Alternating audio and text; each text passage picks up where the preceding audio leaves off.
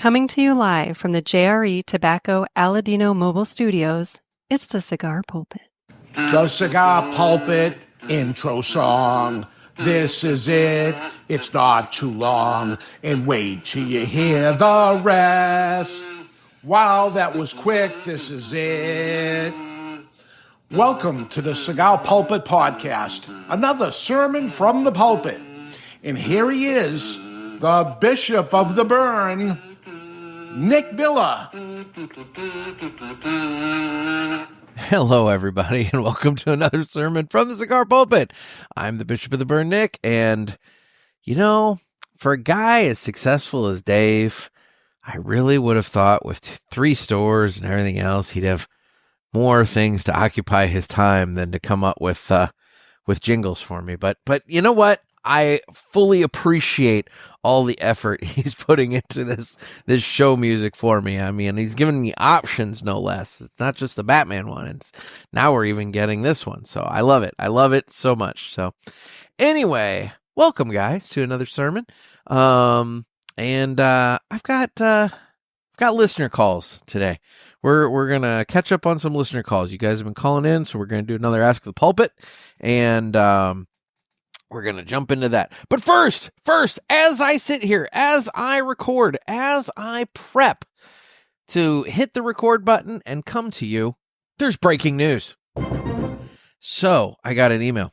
Literally, as I sat here, I got an email that was from CRA, the Cigar Rights of America, with the headline, Breaking News. It says, after CRA-led coalition lawsuit, California delays the UTL and issues new proposed rules. Story developing, details to follow. That's it. That's literally all the details they sent in this email. So I have no other update to give you at this point, other than, CRA was the first one to blast out a lawsuit, taking some level of responsibility for this. And apparently there's going to be a delay in the implementation of the list of cigars that the government, the California government, is gonna maintain as a legally allowable products for sale. And so, you guys in California, you may have gotten a brief reprieve from what's coming your way, but don't think for a moment that it's like going away. I mean, maybe, but I would suspect that this is basically a situation of the government bit off more than they can chew. They realize it, and so now they're kind of backpedaling on their rules and a little bit and giving some more time. But there's a lot of money at play here, and I can't imagine that the government's not gonna want to get in on it. So, like I said, don't be surprised if it sticks around in one form or another. Anyway, enough of that breaking news. Today, I'm going to smoke a cigar because it is a cigar podcast. I'm going to be smoking the Garofalo La Familia Sun-Grown Epicure. It's a 6x54 coming to me from United Cigars. It is a Nicaraguan Puro, and according to the description on the United Cigars website, to start, the 6-year aged bourbon barrel aged Nicaraguan sun-grown wrapper delivers a lively burst of black pepper and aromatic birchwood, setting the stage for a medium to full-bodied journey. As the smoke develops, layers of rich earthiness and smoked almond emerge, balanced by a subtle burnt sugar sweetness that rounds out the profile. The Nicaraguan binder and filler provide a perfect draw every time, allowing the deep woody notes and warm spice to linger on the palate for a truly satisfying finish. That's no boner that wrote that review for their website, so, good for them. Or maybe it was. I don't know. Anyway, it's time to cut the cigar, and the official cutting is brought to you by 2guyscigars.com. That's the number 2guyscigars.com. Two Guys have been around for 40 years, and they are the trusted name in the cigar industry. Everybody knows Two Guys, but if you don't, please give them a try. You will not be sorry. Family owned and operated, 2guyscigars.com does the very best to provide a great selection, fair prices, and excellent customer service. You can pick up some Garofalo La Familia over there. I really do dig the sun-grown. Please go to twoguyscigars.com for your next cigar purchase. Tell them that the Cigar Pulpit sent you. And remember, that's the number 2, guyscigars.com. And with that, it's time to go ahead and cut the cigar. I'm not going to lie, guys. This smoking experience, this has the potential to be a shit show. Only because I am out in the garage and we got blasted today with some sort of Arctic chill, something or other. And it is cold as hell out there. Granted, no snow. Some places got snow today. But it is very, very cold. And it's very cold here in the garage. I have both of my heaters currently going. One on either side of me. At any given moment, they could run out of propane. So I do have cans set and ready. But yeah, there is a very real possibility that this thing blows up on me because of the temperature differences. Because, closer to, the camera and the board and everything, it is significantly colder. I mean, as I sit back here between the two heaters, it's very nice, very warm. But, it's definitely colder the further away from them you get. And it is noticeable. My fingers are chilly. So anyway, we'll see how the smoking experience goes. And I guess that means I got to light it. So while I light the cigar, let's listen to the greatest commercial you've ever heard.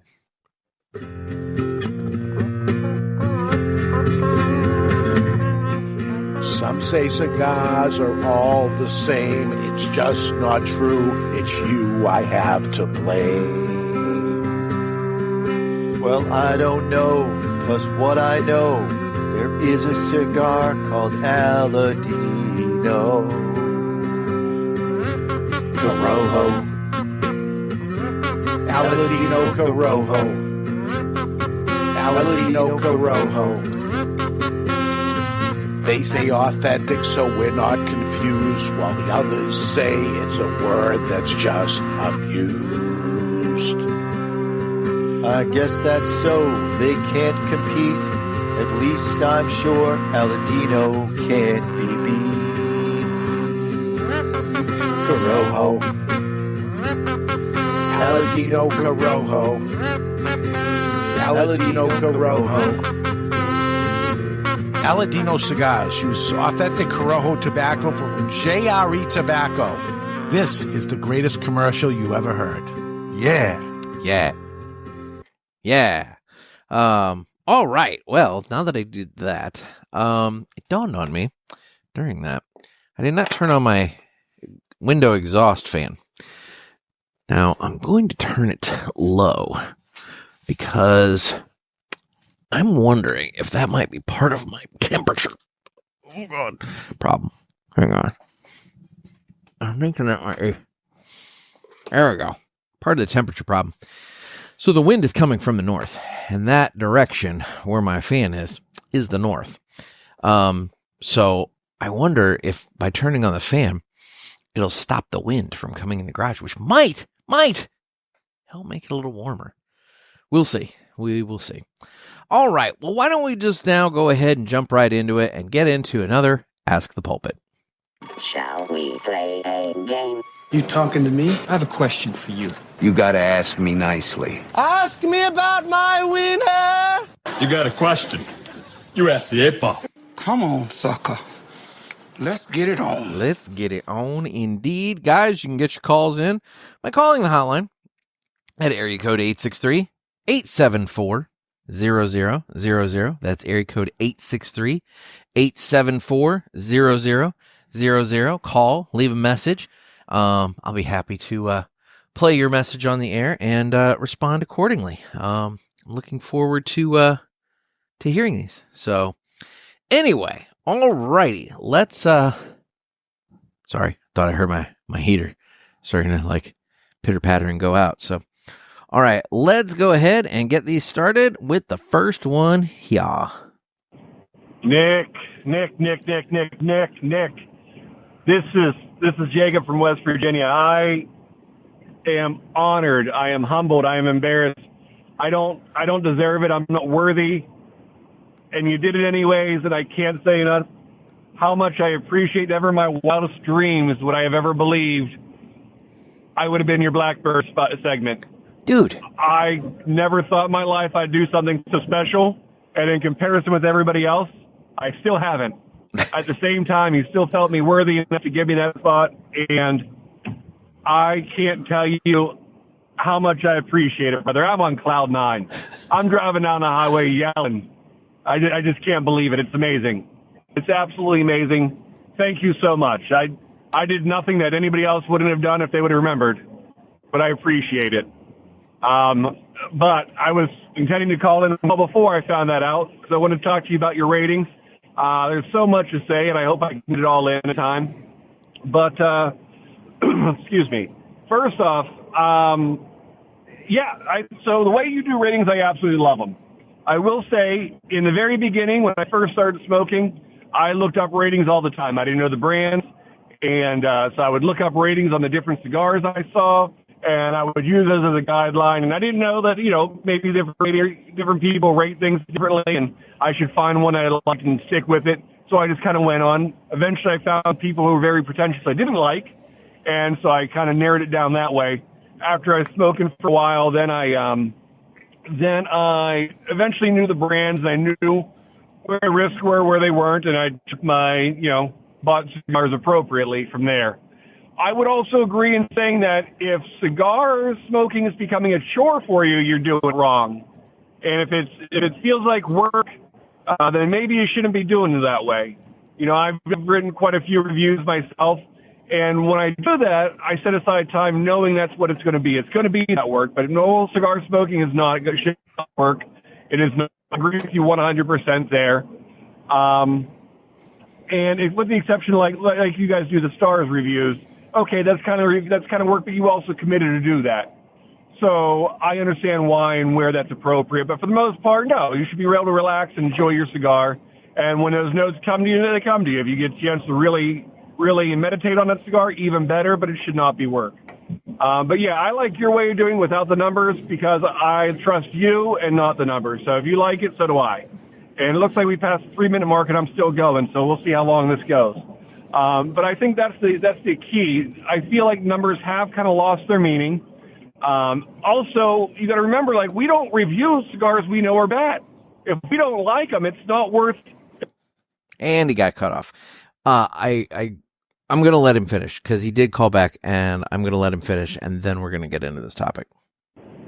Okay, so as I was saying, we don't review cigars that are bad necessarily, right? We're not going to go and smoke a cigar on a podcast or even write about a cigar that we know we're going to get a bad score to. It doesn't help anybody. Not to mention, just because, if it's an awful cigar, okay, that's one thing to say. Somebody else might like it. And who are we to yuck their yum, right? If they really like it, I'm not doing them any favors by shitting all over it. In fact, I could make them feel better, make them feel like they don't know what they're talking about cigars, and potentially pushing people away from the hobby as well, right? We don't want to, I came from the beer world, and we don't want to, geek them out and then have them, be pretentious, snobby, and shun people from the hobby. So also, it doesn't make sense to review bad cigars. So when we do give reviews, they're obviously going to be from cigars we like or from brands we trust. We know if it's the first time we're smoking, there's a good chance we know we're going to like it because we know the brand, we know our palates, we know what the makeup. We have a generally good idea. So you also got to understand that it's not so much you can't trust the reviewers, but you can trust if they haven't reviewed something, they review everything. This one cigar you really want to try, there's a good chance maybe it's not good and that they have reviewed it, but they're just not going to post their findings. So there's that. And then there was the one other thing you said that I wanted to go back on and mention. Oh, I know. When you were talking about what cigar media should be in the regurgitation. You got to remember, one person who made a career off that was John Tesh. It used to be a syndicated radio show late at night, kind of like the Delilah show. But John Tesh apparently was a big musician in Europe and not so much in America. But he had that nightly radio show where he would literally just review different magazine articles. It was like Knowledge for Your Life or whatever they called it. But they'd go through all the different articles like Cosmo and Maxim and pull all these studies. and just regurgitate it almost verbatim. And so it was like a one-stop shop to get all your magazines magazine information without having to read the magazines. Take what you will with it, you want to, if it's good or not, that's a whole other story. But I can see a bit of a market for that in the podcast world. And by the way, thank you so much for the shout out about the podcast. You didn't have to do that. I can promise you I'm not stealing any listeners. We're not as good as you yet, nor do I ever plan to be as good as you. You put out a lot of great content. Either way, what I'm saying is we were possibly looking into doing like maybe a month summary about cigar news this month. But either way, I'm going to end this here. Thank you so much. I am so humbled by all the gratitude and by all the shout outs. Thank you so much. You truly are the greatest, Nick. And I appreciate you and everything you're doing.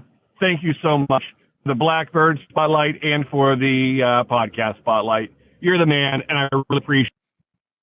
So Jacob was cut off right at the end there, but I appreciate it. And from here, henceforth, he has earned the nickname of Boots for going through the McDonald's drive-thru and getting a 20-piece McNugget, all Boots. So Boots, I appreciate the call. Dude, so much to unpack through all that. So, yeah, I mean, don't be embarrassed. Don't be humbled. I mean, you did it. You went through the drive-thru. You earned the Blackbird segment, man. Lots of people listen to the show, but you're the one who did it. And, I appreciate that. I mean, shit, I've had the idea for a while. I've never done it. I've never had the balls to do it because I figured I didn't know what I would say because inevitably they're going to say something to you. But my God, you were so like, I don't know if it was like a spur of the moment thing or if you thought of it in advance or what, but like your whole thing about like having OCD and you just can't eat the diamonds or the rounds or the kidney shapes. You can only eat the Boots. I mean, they knew it was bullshit. You knew it was bullshit, but everybody played along with it. And it was a wonderful little moment. And so I deeply appreciate you taking time out to do that.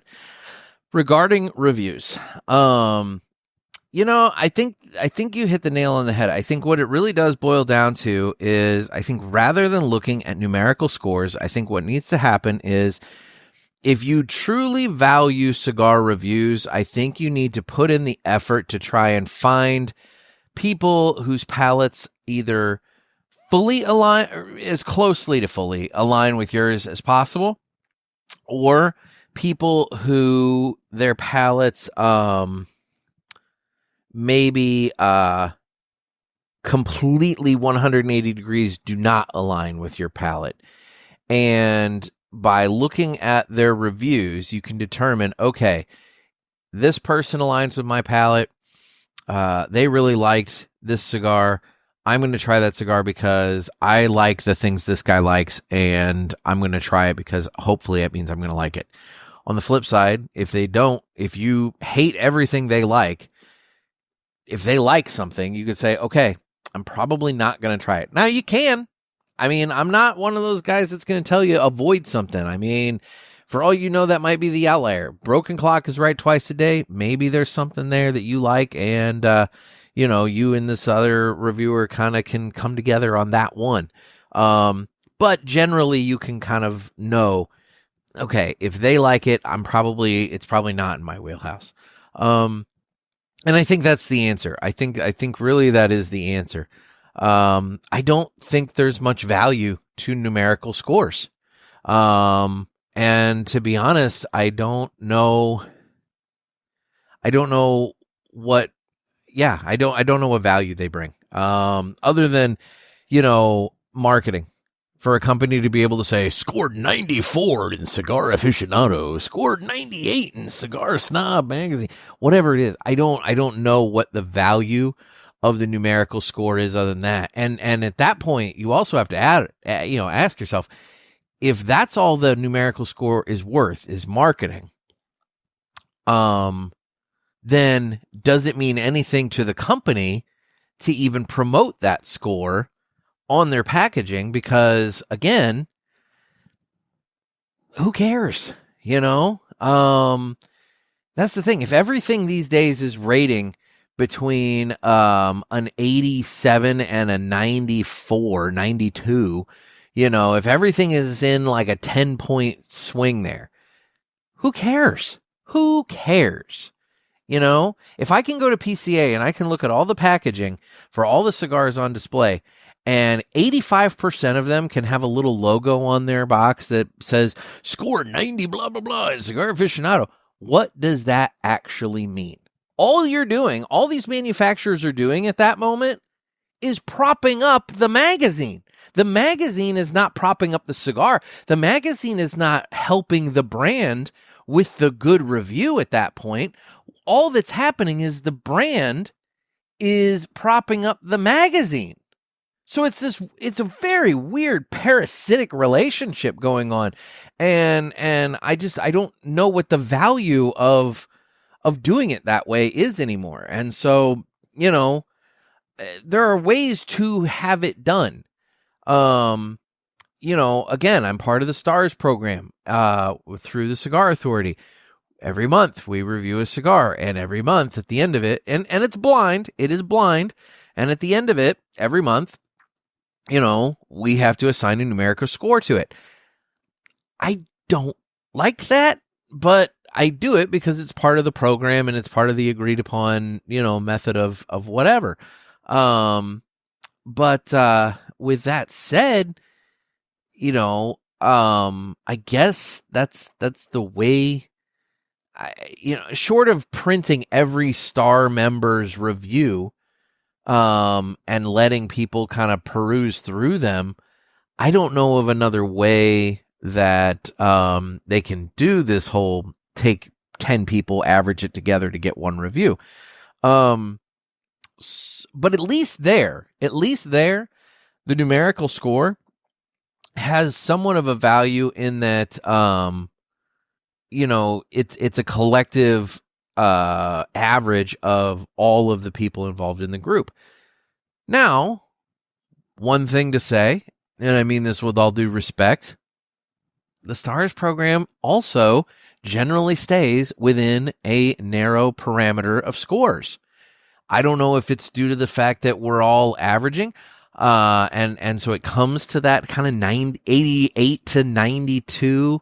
I think 91 something was like the highest rated one so far. But they're all in that kind of 88 to 91, 92 range.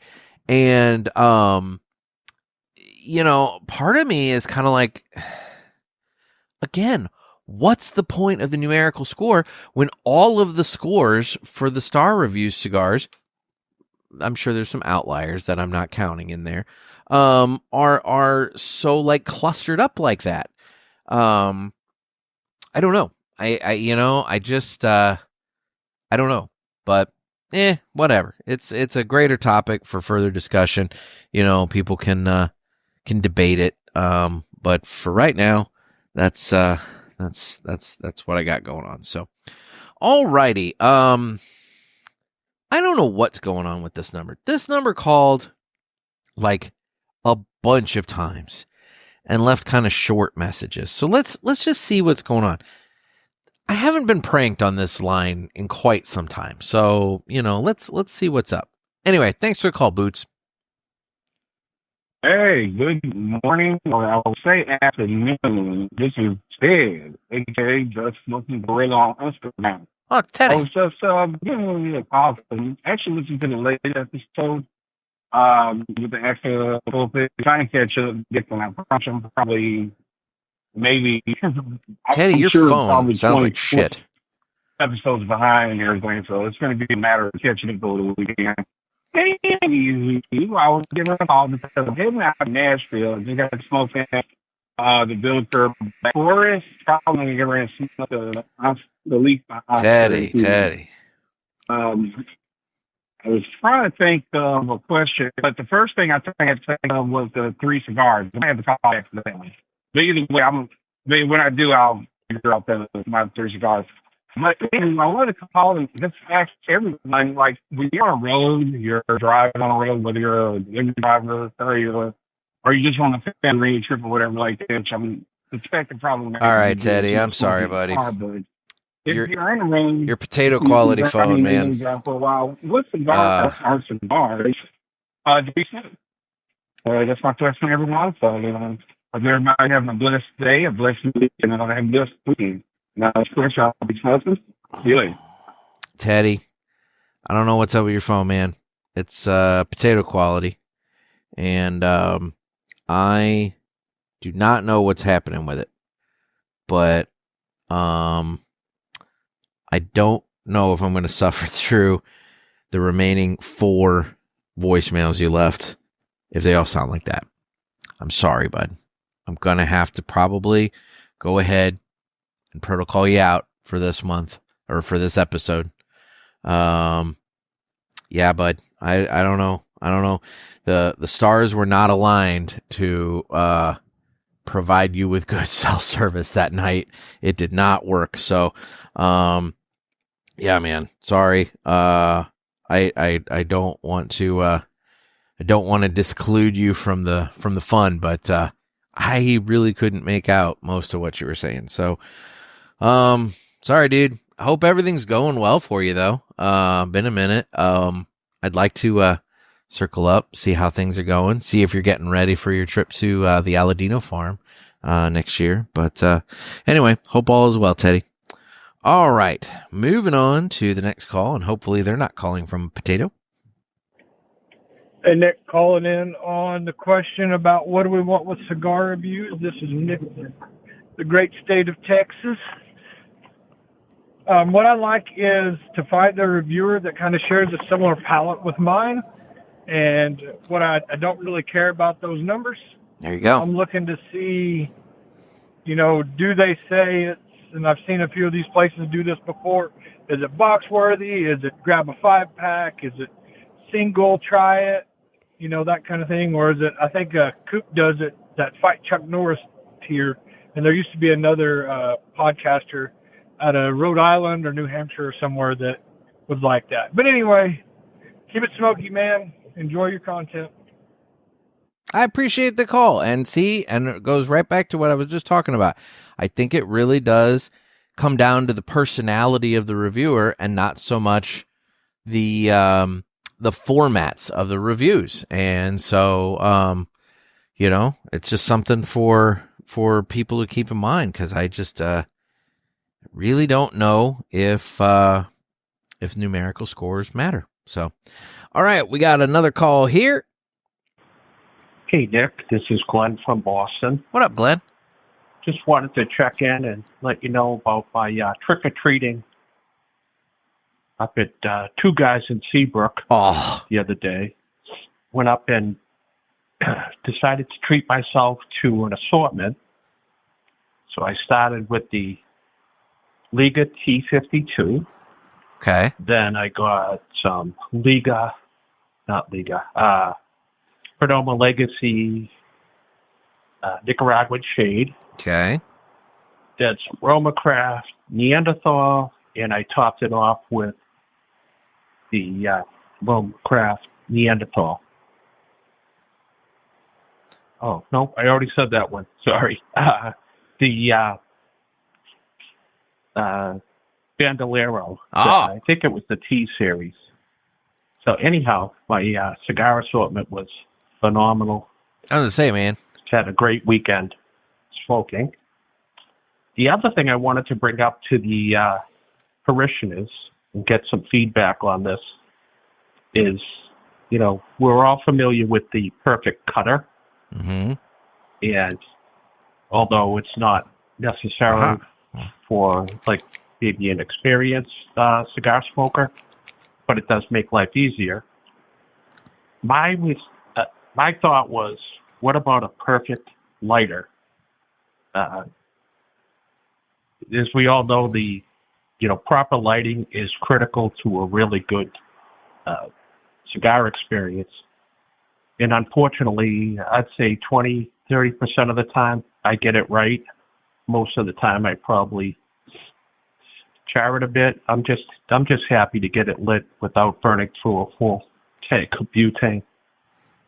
So anyhow, my thought was, if you can picture in your head like a vertical lighter with a flip up arm from the side of the lighter, okay, with a U shape that the cigar would rest in, and it would be adjusted in such a way that the cigar would be properly away from the foot of the cigar and not right on top of it. So anyhow, it's hard to kind of explain, but I think I get what you're saying. I'd be curious to get your take and your parishioners' take on, would a perfect lighter be useful, and what would that look like for everyone? Anyhow, stay safe. Dude, Glenn, I appreciate that call. That's a really smart idea, actually. I'm not entirely sure. I mean, the fine folks at Vertigo, Lotus, whatever, I mean, they can work on it. But I actually kind of don't hate that idea. I actually think there's some real legit merit to it. Because I've been working with somebody trying to, teach them, lighting techniques and everything like that. And I mean, there's videos, out there of the way to do it and this and that and whatever. And everybody's got their ways. But the one thing that is a consistent message in these lighting videos and any lighting technique is that you don't put it, for those of you on the YouTube, you'll see this. You don't put it directly in the flame. You put it above the flame where the heat is. And I almost just put my hand there, and I'm not going to. I've done that once on this show when demonstrating, where to light a cigar, and that sucked. Anyway, you put it above the flame where the heat of the flame is, and then you let the ambient heat of the flame actually light the cigar. And I get what you're saying. What you're saying is that there would be almost like you said, like an arm with an area like a kind of like here. This is a cigar rest, but it would kind of have a little like U-shaped divot that you can rest the cigar in there, but it would prevent the front end somehow or another. And I don't know the logistics of it, but somehow or another, it would prevent the front end, the foot of the cigar from getting too close to the flame, so that when you depress the button and you make the flame go, it would light the foot of the cigar at the proper angle and height. It would put it at, where it should be, so that you're using the ambient portion of the flame and not the actual flame itself. I see what you're putting out there. There's a lot of engineering that would probably have to be done that I am not capable of.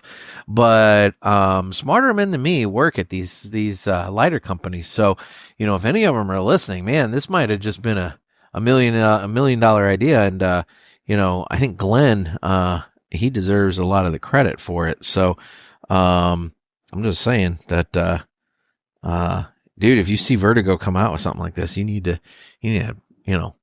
save this call, save this voicemail, so that you can go at them and say, hey, that was my idea. But anyway, no, I think there's a lot of merit to it, because I will admit, the perfect cutter, look, I have my SV cutter, my Calibri, and I take it with me generally everywhere I go. But I do keep a perfect cutter in the car, because sometimes when I'm in the car, if I, for whatever reason, don't have my Calibri, a perfect cutter is a great tool for when you're driving, because you can't cut too much. Now, sometimes you might have to do it twice. Some of them are more shallow than others. For example, this one that I have from Villiger, it's really good. It gets a good amount of the cap taken off. However, there was another one that I had, that I had to do it 2 or 3 times to take off parts of the head, because it just didn't, the shave on it was too shallow, and it just wasn't proper. So that's the thing, it only takes 1 or 2 times using it to realize, okay, this is a shallow one, this is a good one. But those are very handy. Perfect cutters are very handy for teaching new cigar smokers how to cut their cigar, because it doesn't let them take too much off. It has them take the proper amount off. I remember, Miss Cindy at Riverman, she used to teach guys that were new, take your cigar, put the cutter, kind of open it. Now, obviously not a perfect cutter, just a regular one. Put it on the table, put your cigar in there and stand it up. And then using the table as the brace, that's when you shut the cutter and you cut. And that kind of makes a regular cutter into a perfect cutter. Well, in this case, with the perfect cutter, you already have that little piece of plastic there. But it's the same general concept. And the thing is, with the Colibri SV, it's got the two little sides there for the V-cut, but that acts as a buffer for the straight cut to where it's a kind of a perfect cutter. Admittedly, it's a very deep guillotine cut. If you go all the way to that and clip, it's pretty deep. So like I don't take it that far in when I do the straight cut. But nonetheless, the concept is there, Glenn. I actually really think there's something to that. Yeah, I like it. I like that. I think there's work to be done, but I do think the concept is there. So, look at you sitting around smoking and coming up with ideas. I like it. I dig it. So, all right, man. Thanks for the call. Appreciate it. Oh, and good cigars for the Halloween trick or treat pick there at Seabrook, man. I mean, that's a nice selection for that weekend. So, all righty, moving on here. We got another call on the hotline. Hey, Nick, it's James, the delivery guy calling from beautiful Northern California. We have like summertime weather going on right now. I'm sitting in the frozen tundra. I'm sorry to hear about your tree stuff. Apparently my story is too long. I don't want to leave two messages back to back, but I can tell you that I'm sorry about your nosy neighbor issue, but what really grinds my gears about trees and tree trimming is how bad of a job our utility companies do up here in Northern California. So I live in a very rural area where there's lots and lots of trees, and instead of nuisance trees that are constantly growing through power lines and growing too close to power poles and communication lines and stuff like that, they just lop off branches. So an entire half of a tree is butchered away from the power line so that the branches will grow back the next year through the power lines, potentially causing fire and down communication and down power. And when there's a tree that's growing underneath the lines, they'll just top it so that the branches and top of the tree will go right back up through the power line. So these guys are making money hand over fist to do a half-assed job, and it's really annoying. And that's my story about that. I wish you well. I wish you good luck and lots of patience. And stay smoky, my brother. Talk to you soon. James, I appreciate the call, and you have prompted a tree update. We have a tree update.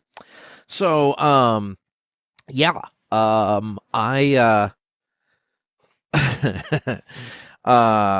agree. The power company does not do a good job. They do a quick and dirty job, and you're right. Whoever they're contracting out with, they do a half-assed job so that they, what was that? Essentially have to come back in future years to do more work.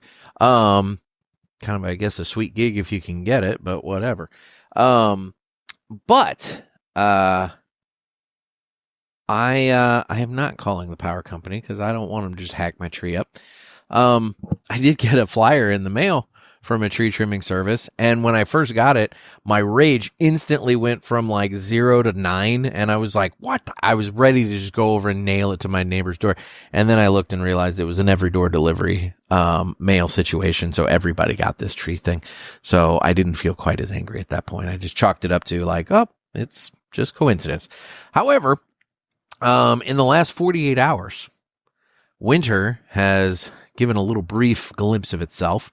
And my tree has gone from a very nice autumn, tree with the colors and everything like that to now being pretty much naked. The wind came through pretty significantly today, and my lawn is covered in leaves, and it is definitely spread onto the street. Now, the street sweeper will come through and sweep up those leaves, and all will be fine. But for a split second today, I did look out and go, yeah, there's an awful lot of leaves on that street. That's probably a problem that I should address at some point. I didn't do it because, I mean, at the time I was looking outside, it was 28 degrees with a real feel of 15. So I was like, I'm not raking in this. But, you know, such is life. But yeah. So that's the tree update, is that as much as it pains me to admit it, more than likely I'm going to figure out some way to get at least some of those branches taken care of. I don't want to. Pride is getting to me at this point. I really don't want to, because I don't want either one of those jackasses thinking that they had anything to do with it. But in all fairness, it probably is hanging over. With the amount of leaves that are on the street now, it probably is proof that, yes, it is hanging over the street somewhat. If there's any consolation I take from this, it's that a few of those leaves did end up blowing onto Brad's driveway and lawn. And the tree in Jane's yard, which is right near the line of her yard with Brad's yard, also shed all of its leaves. And so they both have all of those leaves to contend with. So, you know, whatever. They've got their own leaf problems. But yeah, I whatever. It's what it is. But yeah, I'll have to deal with that at some point. The problem is, quite frankly, this is one of those situations where their urgency does not constitute an emergency on my part. And so their desire to see my tree get trimmed does not constitute me going out and spending money I don't have to get that tree taken care of at this moment in time. I'll fit it into my budget when I can fit it into my budget. Right now, it's not in my budget. So they have to just deal with my tree. Anyway, thanks for the call, buddy. I appreciate it. All right. We've got another call here. Oop. I hit play and pause. Now, there we go. Good evening, Nick. How are you? This is Chris from Norman, Oklahoma. I am currently listening to your episode about cigar media, specifically when you were talking about ratings. Let's hit a topic button. I like ratings don't matter to me anymore. I've had enough cigars that I know what I like. They probably would have mattered to me 25 years ago when I, began my cigar journey. But I've always paid more attention to recommendations than I have to ratings, because I'm kind of the same way you are. Everything is within that 85 to 95 range. That's just kind of the way it is. Yep. So I don't pay a whole lot of attention to that. The other part you were talking about is, what do we like to hear on our cigar media, specifically thinking of podcasts? I love to listen to the Cigar Authority because they're just a bunch of guys having a cigar and having a good time. They tell us a little bit about that cigar, and they give us some education. For you, I love the way you do your interviews with Trey Mack and with everybody else, because it's just one of those things that we know we're going to get content that is both cigar related and just flat out entertainment. And so don't change a thing. Okay. Let the way you do things be the way you do things. That's why you stand out. That's why you're an original. And that's why I listen to you and the Cigar Authority and the Ashholes. I've tried other podcasts. I can't get into them. I don't like them. But I've listened to you guys for years. So stick with what you're doing and don't change for anybody. Have a good one. Bye. Dude, I appreciate that. And I really appreciate the call. Thank you. And I appreciate the listens. I really think we've the more calls about this I get, the more I'm convinced cigar media and these reviews, man, they just they don't add the value, I will say, if you guys are looking for a reviewer that I like, that I think is good, I've had him on the show before. Luke from Canada. He goes by My Sticks 35 millimeter. The word My Sticks, the number 35 mm. My Sticks 35 millimeter on Instagram. He posts reviews, cigar reviews on his Instagram page. That's really all it is. And the beauty of it is he doesn't do a numerical score. And he just kind of goes through the smoking experience, talks about what flavor notes he's getting, talks about how it's performing, that kind of thing. And it's a good, well-written review. I've given him some shit on the show about his little emojis using the fire and the baguette, trying to figure out like, okay, how many flames, how many baguettes does this cigar rate? And I asked him the question. And I don't remember if it was on the show or if I asked him off the show, but the bottom line is I asked him when he was here and we did the Battle of the Budgets, and he scores the strength of a cigar out of 6. Okay. How he decided 6, it's a Canadian thing. It must be metric or some shit. I don't know. I don't understand how he came to 6 and not 5 or 10, but he came to 6. And so when you see 4 flames and 2 baguettes, that is a 4 out of 6. If it is 1 flame and 5 baguettes, it is a 1 out of 6. If it is 6 flames, that is a strong fucking cigar, and it is 6 out of 6. That is the thing. And I asked him about the baguettes. It looks like the French baguette. And he said that it was an emoji that looked like a cigar. So then I made him a cigar emoji and I sent it to him. And I don't know if he's even started using it yet in his reviews, but he needs to, because at least it's a cigar and not a baguette. But maybe the baguette is part of his shtick now, and he's, Mr. Flames and Baguettes. But anyway, the bottom line is, if you're looking for a reviewer who doesn't use numerical scores and just gives you thoughts on the cigar, I would recommend Luke. Again, going back to what I think Boots brought it up, we don't really review cigars we don't like. I have with the Stars review. I've done at least 2 now that I did not care for. But I'm not choosing the cigars. I don't know what they are going into them. And so there's that risk, there's that possibility. But in terms of the podcast, in terms of like what I'm presenting you in terms of content, I know what I'm getting when I go into it. For the most part, there have been a few times that I've smoked something blind on the show. Not blind. Well, in Battle of the Budgets, I smoke it blind. But there has been a few times on the show where I've gone into an episode and I have not smoked the product before I got on the show. The Outcast cigar, that's a good example. I had not smoked that prior to getting on the show and doing that interview with Jason Wood. And so I didn't know what I was getting. I hoped it was going to be good, and I did actually enjoy it. It wasn't bad. I've gotten lucky in that regard, in that there really hasn't been a cigar that I've gotten on here having never tried, and it's like, this was bad. I mean, I don't think I've had one where it's just been straight up bad. Maybe I have. You guys would know. Those of you who've listened forever, you would remember. I've lost track of what I've smoked and what I thought of it, to be honest. That might be an interesting thing. If I ever get myself an intern, that'll be something fun. Go back over all 600 and some odd episodes and, make a spreadsheet of everything that I smoked and what I thought of it. And then we could have the master list. But, I don't know. I don't think there's anything that I've completely just ripped. Man, maybe there is. There's got to be something that I've ripped apart.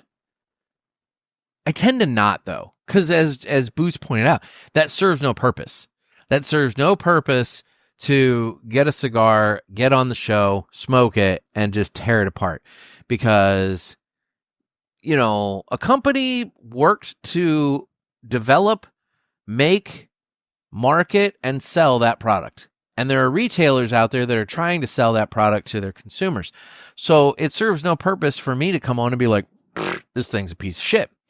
I guess I could do it from the standpoint of you have to review the good and the bad so that people can know. But if it's one of those things, if you've never heard me talk about something, there's a chance that that's for a reason. More than likely, it's for a reason. Not necessarily all the time, because I do not smoke a lot of Fuente on this show, and I really do need to get Jake on here so that I can ask him.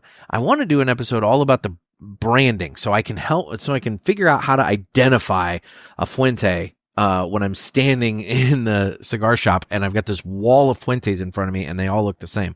I would love to get Jake on here so that we can understand that. But like, that's not really a good example. But there are some brands that, look, if I don't mention them with any sort of regularity, more than likely, I'm just not a fan of either them, maybe the personalities behind the brand, because that does play into it as well, and that sort of thing. It all adds up. So I don't know. I guess it's kind of a thing where if you don't hear me talk about it, then that's kind of review in and of itself. But yeah, I don't want to shit on something needlessly.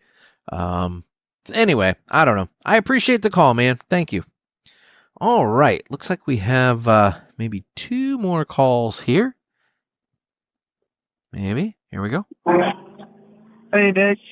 This is Dave from Northern Illinois. What up, Dave? Catching up on some episodes.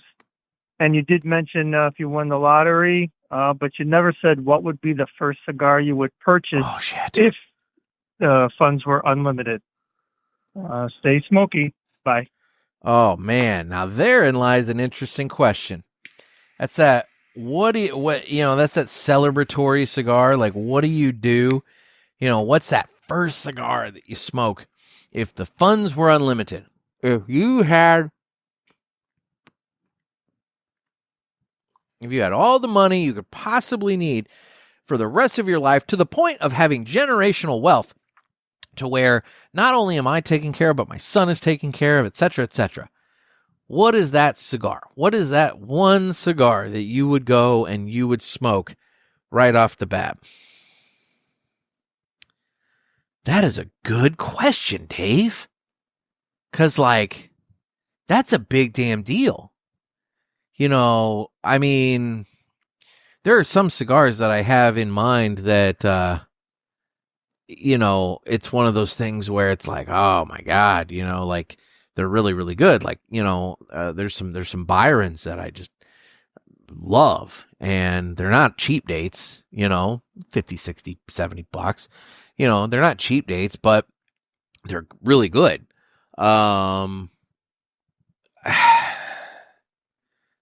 I mean, I don't know. I had an Ashton ESG to celebrate my divorce. What would I do? Again, Davidoff, I'm not the biggest Davidoff smoker because I think that they tend to be a little too mild for me, with the exception of a couple. And to be honest, I maybe smoke a couple of those a year, to where it's not like, oh, this would be like the lotto winning cigar. What would that be? Boy, that's a really, really solid, good question, Dave. Because, like, I'm putting a lot of thought into this because, that's like the first cigar of the rest of your life at that point. You just hit the lottery. That's a thing. I don't know. I don't know what that would be. Yeah, I can't, off the top of my head, I can't think of an answer to that. Part of me says, oh, let's go crazy and let's get some of the super expensive cigars that, like, you can't afford right now. Though, like, you hear about these cigars that are like $100 or $300, or, you got the Bahiques, the Cuban Cohiba Bahiques that are like $500, depending upon what market you're buying it and everything like that. But I don't know if I want to do that. I don't know if, like, just because I have the money, it doesn't mean that I want to go out and buy something really expensive, because I mean, at that point, all I'm doing is burning cash. I mean, let's be real. Every time we fire up a cigar, we're just burning money.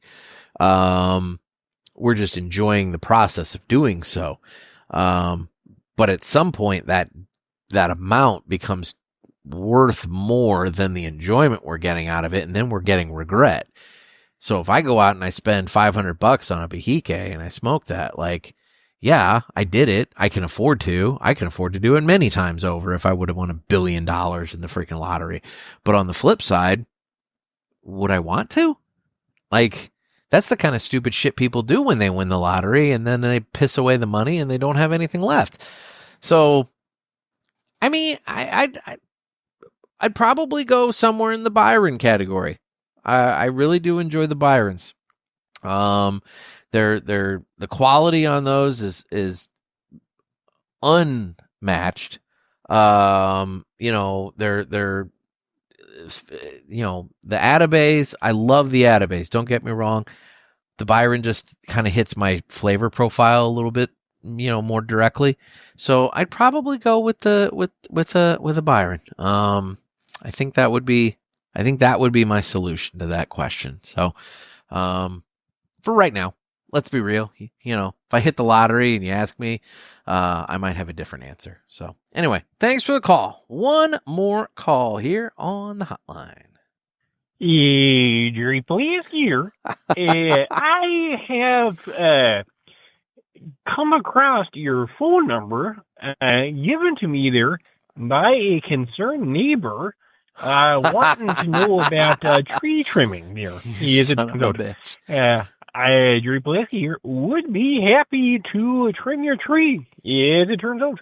However, I am not allowed to operate power tools at this time, per my court-appointed guardian, John Quimby there. So I would have to let you operate the power tools. And as luck would have it, I am currently sans power tools, so I would need to borrow the power tools there from you initially, and then have you use them, as it turns out. I do have several jars of termites I can bring, and I did train these termites personally there. Anywho, just let me know when you want to set up a time there. I am all yours. Jerry Pulaski Tree Service. Jerry, I appreciate that. I don't know if I want to sick termites on my house or tree, but I got a couple houses right across the street that if you want to drop some termites off and let them go nuts, I mean, that could be fun. And if you're not able to use the power tools and you don't have the power tools, how are you trimming the tree? Or is this you stand around and watch me do it? In which case, what am I paying you for? I don't know. There's a lot wrong with that plan there, Jerry. I don't know if I buy into it. So anyway, everybody, thank you so much for the calls. I really appreciate it. Boy, that cigar review thing definitely touched a nerve. I love getting the feedback. So thank you very much for letting me know your thoughts. And, you know, if maybe, you're listening to this and you either didn't listen to the cigar review show, or, you know, maybe you have a different opinion, than everybody else, you know, feel free to call in and express it. I like having different points of view. I mean, you know, if you value numerical scores on cigar reviews, give me a call and tell me why. I'm legitimately interested in hearing from somebody who actually really,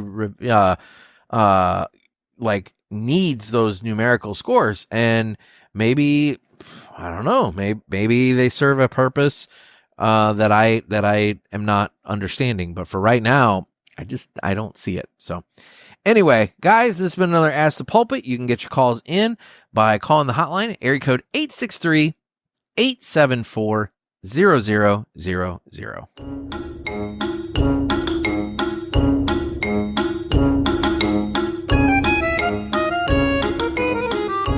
Alrighty, and now we'll go ahead and move right on into this.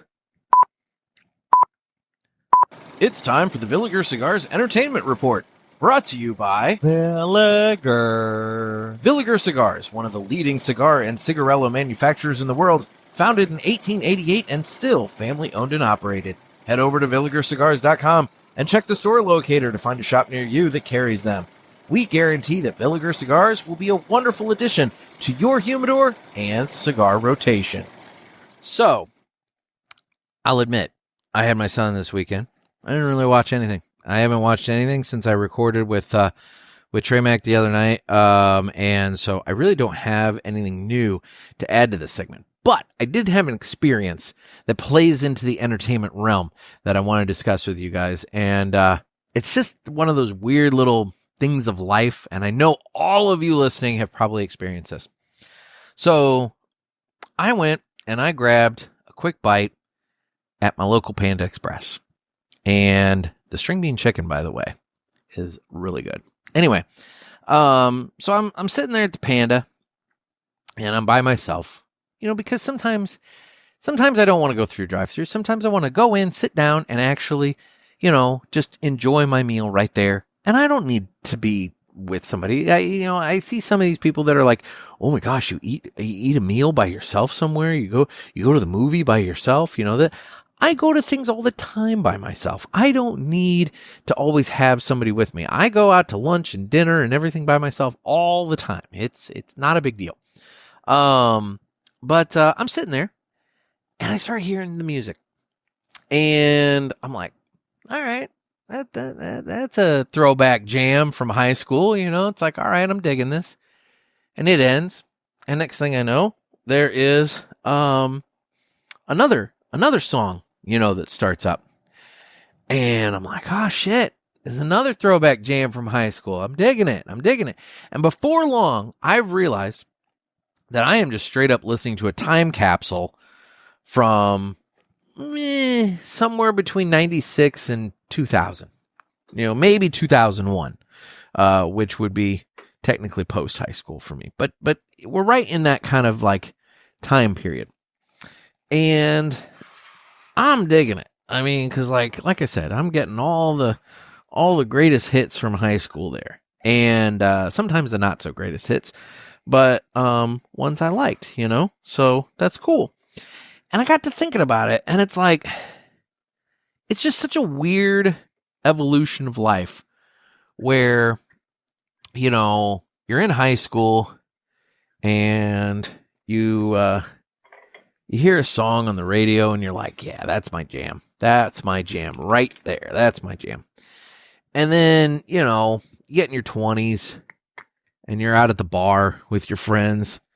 And, you know, by the way, I'm swapping out propane on the other heater now. And I'm going to have to lift this around because I can't do this one-handed over my shoulder like that. Anyway, you're at the bar with your friends. And something comes on the jukebox or the DJ or somebody plays something. And you're like, oh, shit, I remember that from high school. That's my jam. You know, and that's cool, you know, but then you get in your 40s, and then at that point, the commercials for moderate to severe plaque psoriasis is playing your jam, and that's when you realize, fuck, I'm old, you know.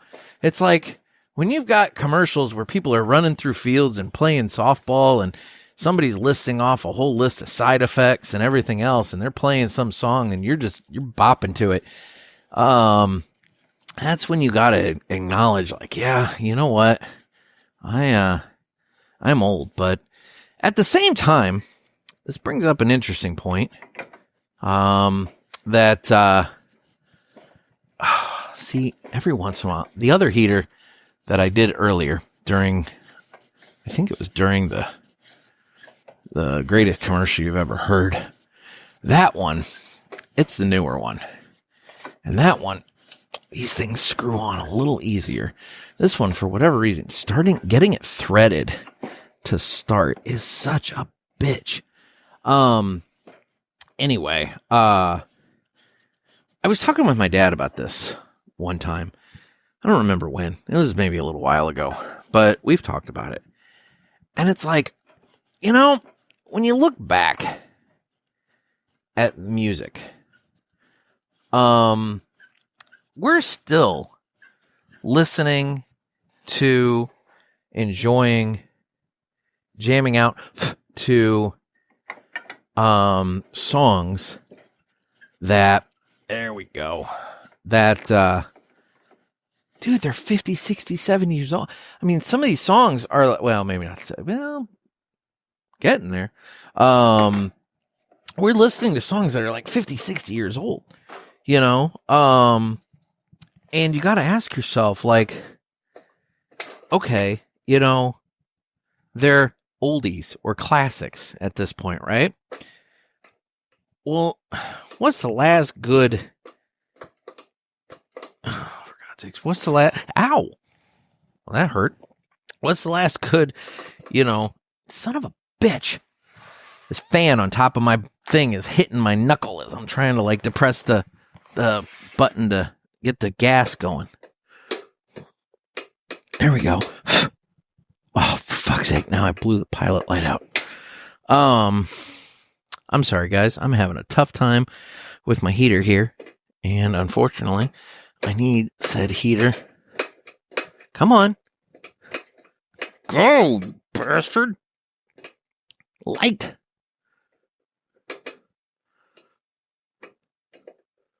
Whoa, there it goes.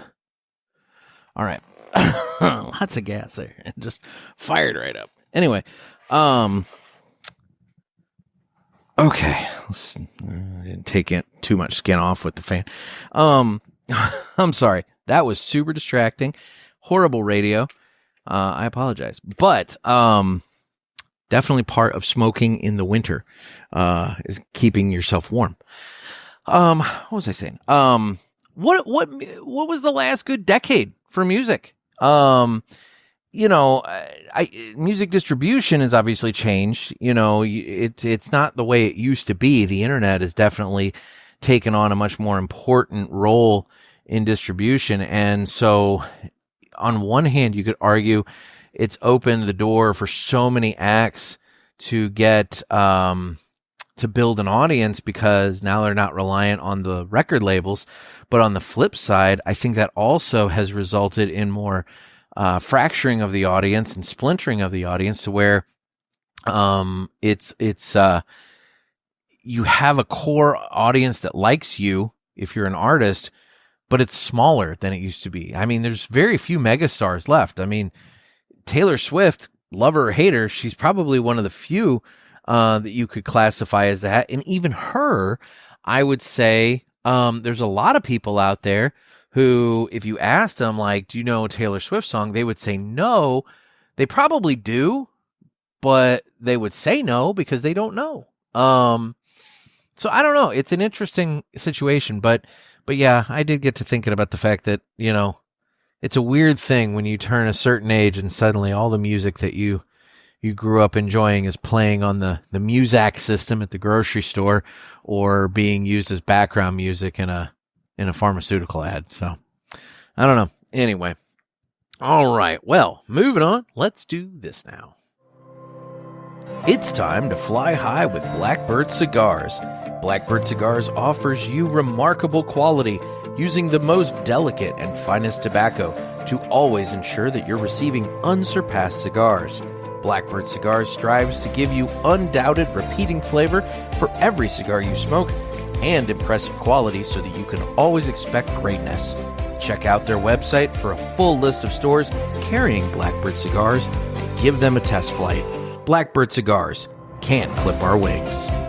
All right. Well, in 2011, a Dutch teenager named Boyan Slat went diving in Greece and was horrified by what he saw. More plastic bags than fish. Most people would have gone home upset. Boyan decided to do something about it.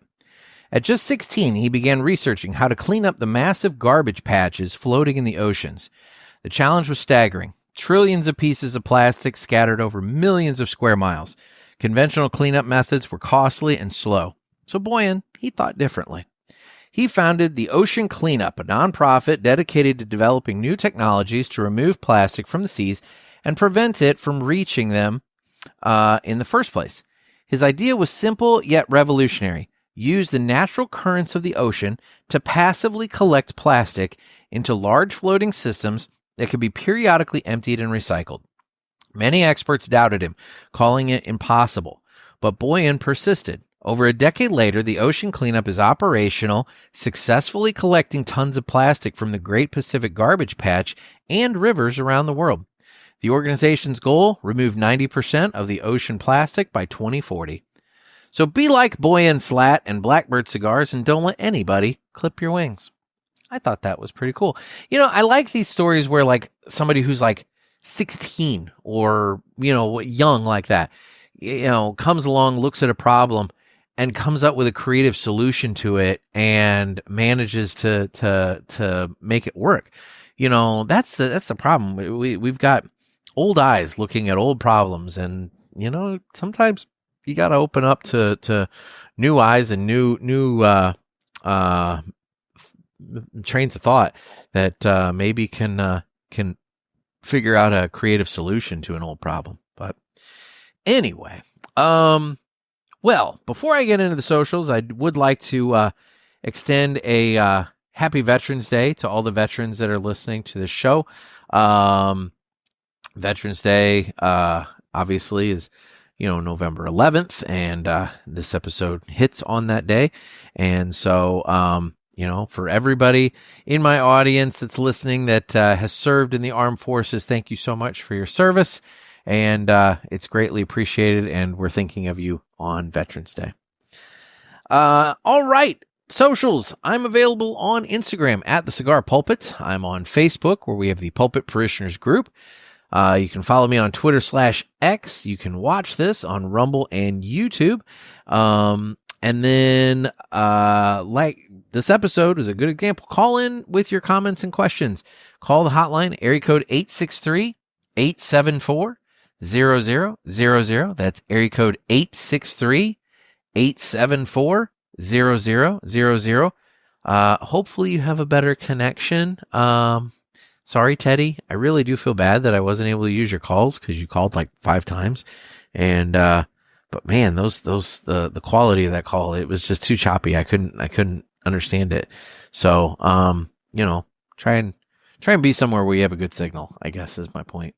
And then, if you haven't done so yet, head on over to cigarpulpit.com and sign up for the newsletter. It's a little pop-up that comes up, and you can just input your email address in that. It's totally free. It'll come out once a month, maybe twice a month starting next year.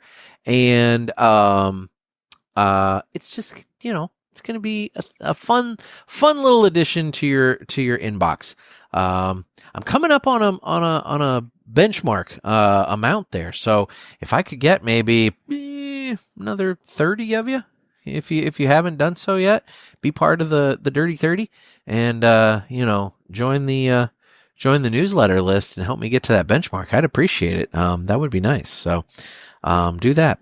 And then the other thing, just to remind you guys, I've talked about it in the last couple episodes, but coming up on Friday, November the 28th, we are going to be doing a Pulpit Fest early sermon sale. For those of you who want to get your Pulpit Fest tickets locked and loaded and taken care of for next year, it's going to be October 1st through the 4th down in Palm Coast, Florida at the Ash and Ale again. You can go ahead and take care of that. I will have links everywhere for that. That will be on sale for 1 week only, Friday, November 28th through Friday, December 5th. It's an opportunity for you to get in, get your ticket bought, and then at that point, you're locked, loaded, ready to go, and you can just save money for the rest of the year leading up to Pulpit Fest. You can get it over with and have plenty of time to budget. And like I said, you know, if you want to make sure you get in on the fun, it's a good way of getting in on that nice and early. So anyway, we got that. Final thoughts on the Garofalo Sungrown or La Familia Sungrown. I'm in the second third, approaching the final third of this thing, and it's a great cigar. I really do enjoy it. It's got a nice amount of spice to it. It's got those kind of woody, earthy kind of flavor notes that I mentioned in the beginning. It's a well constructed cigar, and it's really, really good. So it's courtesy of United Cigars. You can get it. I guess if they carry United Cigars, hopefully they carry the La Familia Sungrown. Otherwise, I do know you can go over to twoguyscigars.com and order some, and take care of that. So anyway, guys, I appreciate you taking time out again. It's always a pleasure. Yeah, this has been another sermon. This has been another sermon from the Cigar Pulpit. I'm Nick. Everybody, stay safe, stay smoky.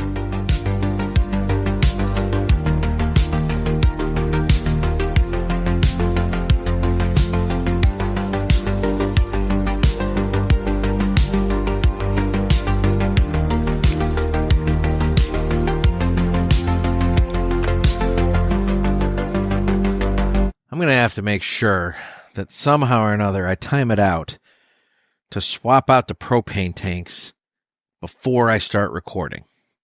The problem with that, though, guys, is that I need to run the propane heaters. I think I ran them for probably a solid 30 minutes at least before I came out here to record, just to get that chill out of the air.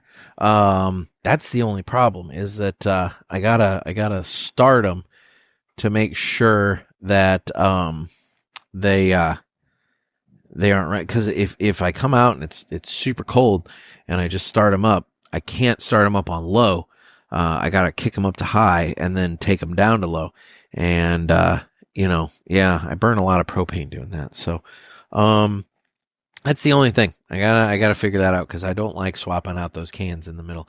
Although, to be honest, I've only got two more of those cans, and then at that point, I'm hooking up the big boys. I got one 15-pound can that I was using for my grill that still has plenty in it, and then I'm gonna go and get a second 15-pound can to hook up to the other one, so that I can have the big boys, because economically, that's the way to go. I mean, these little 1-pound cans, I'm buying these at Target.